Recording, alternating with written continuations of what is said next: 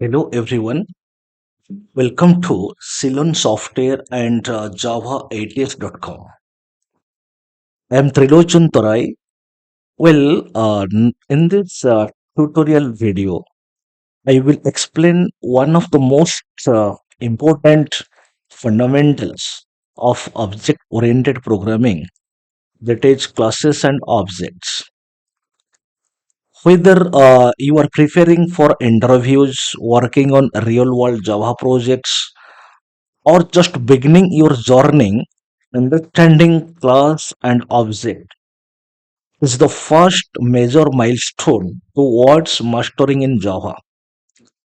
So in this video, I will give the clarity about what is a class, what is an object, why do we need them, and some practical Java program that we will see. Okay, so stay tuned and hit the like, share, and subscribe button. So let us start. So first of all, we will know what is a class. A class is a non-primitive data type, non-primitive or user-defined data type which fully defines an object. So already we all have acquainted with basic data type like int, double, char.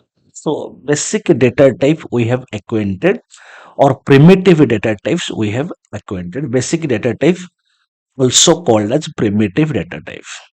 So currently what I told, a class is a non-primitive data type or user defined data type, because class name is completely user defined. So we are giving the class name.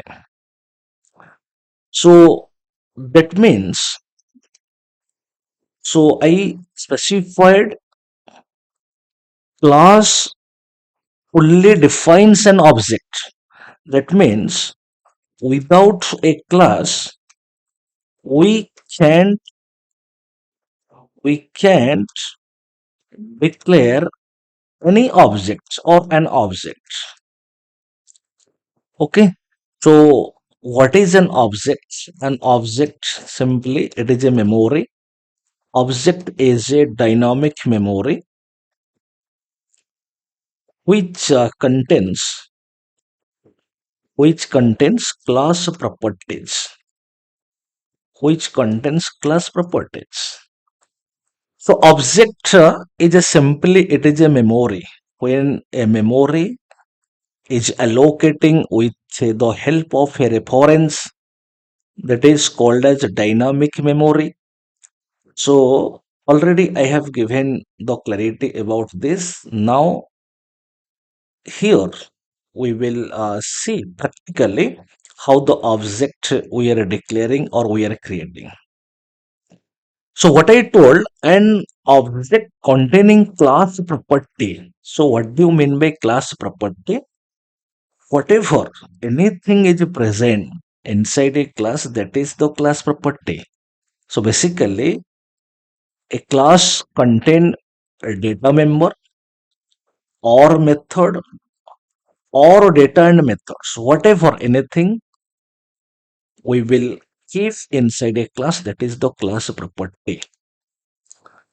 Then once a class is declared or once a class is defined, we can create or we can declare any number of objects, belonging to that class. It means once I will represent a class, once I will define a class, then it is possible that n number of objects, OB1, OB2, OB3, OBN, Any number of objects we can create or we can declare by a class. Okay, so once a class is defined, so that's why that point I wrote, we can declare any number of objects belonging to that class. So syntax, the general form to create an object, to declare an object. New class name, parenthesis in this way, new class name, that is an object. Or explicitly, we can declare class name, object name equals to new class name.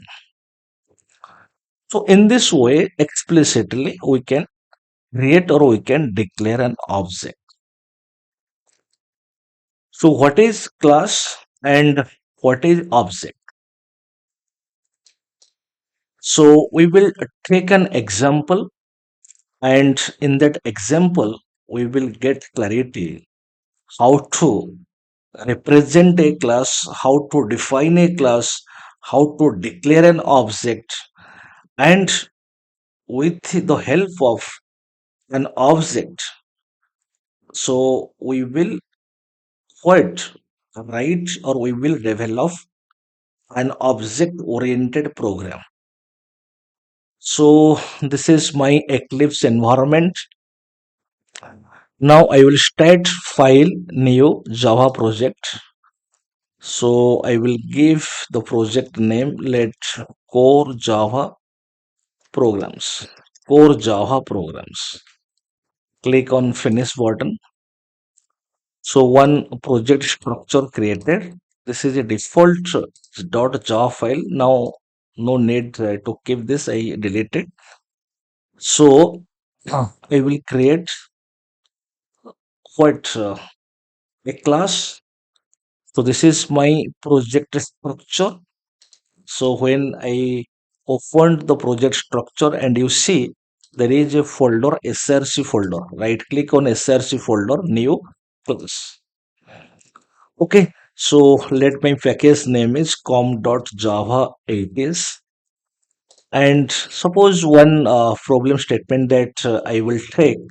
Suppose let it want to display the name and registration number of a student. Okay, I want to display the name and registration number of a student.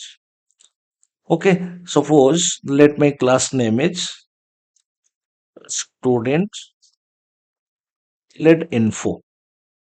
Okay, then select main method, click on finish button. Okay, so now this is my code. Control S for saving. Just I am increasing the font. Now in two steps, I will develop this object oriented program. Step number one, I will define a class. Let class name, class student. Okay. So my requirement is to display registration number and name. So number of input is registration number and name. So two variables I will declare. Int registration number, then string name. So number of inputs. So here I am taking as variable, and basically this variable we say instance variable. Why it is called as instance variable? When I will declare an object of class student, so object will contain this variable. This is the class property, registration number and name. So an object is what? An object is an instance of a class. An object containing this variable, that's why this is known as instance variables. We will see. Now, so I will do little bit analysis. How many tasks what arising? So definitely I will give the input value, That means I will give the registration number value, I will give the name value. So number of task is the number of method definition. Okay, suppose one method I am defining, void get method, whatever method name is also user defined. Now I can write registration number equals to 101, name equals to John Doe, control S. Now one method I am defining, this is the get method definition, and this method definition representing a task. Task is we provided the value to registration number and name. Similarly, another task I have to write the output statement, because we know without output statement, output will not come to the picture, will not come to the console. So for writing output statement, so I will define another method. Let's void show method. And two output statement I am writing, or one output statement, I will write system.out.println, system.out.println, the value of registration number, okay, then the value of name. So this is my output statement. Control S for saving. So what I did, you see, I defined a class, I presented a class name, the keyword class representing student is our class name, containing two data members, registration number and name. Registration number int type of variable, name string type of variable. Then get method and show method, two method we have defined. Get method definition representing what? The value of registration number and the value of name we have inputted. Then show method definition representing output statements.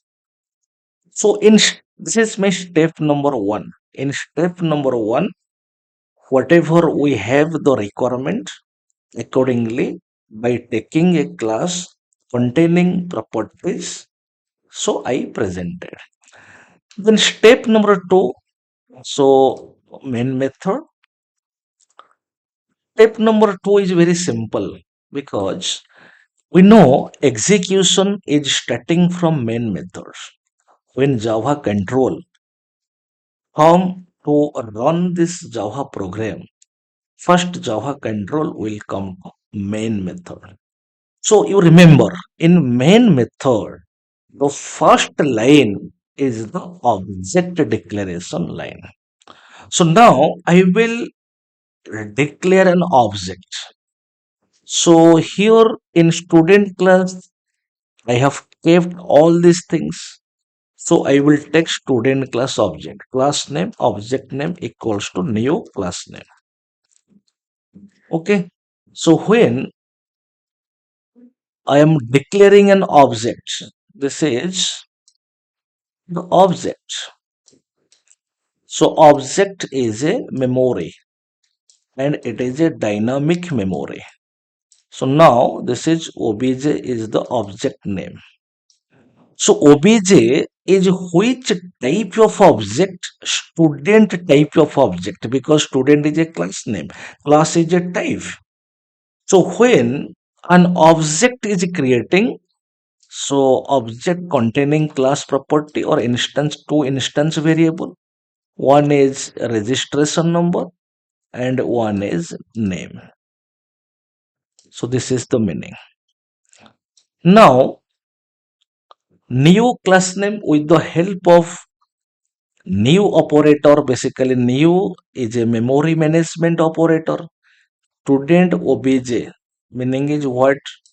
Student obj meaning is one reference or one memory will allocate. Name of the memory is obj. Basically, it is called as reference. Then obj equals to new student. That means with the help of reference using new operator, a memory is allocating. So this is known as object. So in Java programming context, this is dynamic memory. When a memory is allocating with the help of a reference, this is known as dynamic memory. Okay, the step number two is very simple. After object declaration, simply object name dot method name. So we have two method. One is get method and one is show method. Okay, so here what I wrote. So I called get method. I called show method. That means when get method is invoking by the object obj, then get method definition will execute. Okay, so get method is invoking by obj, is calling by obj. What is obj? Obj is the object of student class. So the control got clarity, get method coming from student class. You remember when a method is invoking by the object, then method definition executing. This is the main mantra of object oriented programming. Basically, this is called as message passing. It is one feature of object oriented programming. This is also known called as what? Message passing. Message passing. So it is a request to execute a method. So this is called as message passing. It is one of the feature of object oriented programming. So when get method is invoking by the object obj, then get method definition will execute. And similarly, when show method is invoking by the object obj, then show method definition will execute. And this is containing one output statement. Based on this output statement, we will get output. Okay, so now control S, I saved. Now run is very simple. I clicked. Now I executed. So I will see the output in console. 101 John Roy. Okay, so I hope everybody got clarity. It is a simple Java program. My intention is just as a beginner. So what is a class and what is an object, and in which way I am developing an object oriented program. You see, class concept is here, object concept is here, and data and method encapsulated inside a class, wrapped inside a class, that is called as data encapsulation. That is also one of the feature of object oriented programming. Also message passing, this feature is also here. So we can say it is an object oriented programming because this program containing some object oriented programming features. Okay, so I hope you got clarity. Suppose another example we can consider. Let it want to find the area of a triangle. So I will go to package. If I want to keep all programs in a single package, so I will go to package. So right click, new class. Okay, let my program name is area triangle. Okay, so select main method, click on finish button. Okay, so this is my another example. Same way, so one class I'm defining, let class a triangle. Okay, so number of input, area of a triangle. So area of a triangle. Okay, area of a triangle. Java program to find the area of a triangle. So triangle area is 0.5 into base into height. So in this context, base is input, height is input, two input and one output.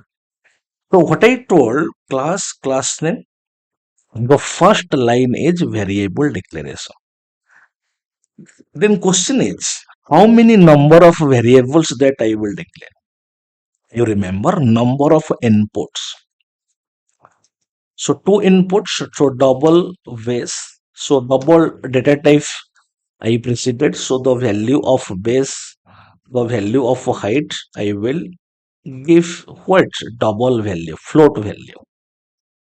Okay, so what I told number of inputs, that is number of variable declaration. Now, how many number of methods I will define? One method definition representing a task. And when that method I will call, I will invoke by the object, then the method definition will execute. Definitely, I will give the inputs to the variable base and height. So inputting value, that is a one task. Then another task is I will write the business logic and I will write the output statement by touching that. So I will define another method. Let void get method. Okay, suppose I will define let base equals to 3.4, height equals to let 5.6, suppose. Now get method definition, base value, height value explicitly I provided. Now for writing the logic, another method I am defining. Let the method name is area method. Name of the method, whatever you can take, there is no problem. So area method. And you remember one point, in which method you will write the logic part. In that method definition, I will declare the output variable. So one output variable I am taking because the output value will assign in output variable. So for assigning output value, definitely I will take an output variable. Then I will write the logic A equals to 0.5 into base into height. Then this is my logic. Then I will write the output statement system.out.println. I can write the area of triangle is the value of a. So this is my first step. In my first step, I presented a class triangle containing two data members, base and height. So two methods I defined. One is get method definition, one is area method definition. Get method definition representing inputting the base value, base and height value. Area method definition representing what logic and output statement. Now I will come to step 2. In step 2 main method. So previous example already I have given the clarity. The first line is the object declaration. Triangle, let my object name is obj equals to new triangle. Okay, so this object containing class property. So obj is triangle type of object. When a memory is allocating and named as obj, it is containing base and height. Then after object declaration, object name dot method name, get method and obj dot area method. Okay, so this is message passing. So when method is invoking by the object obj, when get method is calling by the object obj, then get method definition will execute. Similarly, so after execution, then control will come to this line. So here another call. So when area method is calling by the object obj, when area method is invoking by the object obj, then area method definition will execute. So now area method definition will execute, this line will execute, then this line will execute, then this line will execute. So based on this output statement, we will get the output in the console. Okay, so now I will hit run. And you see, so we got the output, the area of triangle is 9.52. So I hope everybody got clarity. So simply how to develop a Java object oriented program using class and object. Okay, so I hope everybody got clarity. Thank you.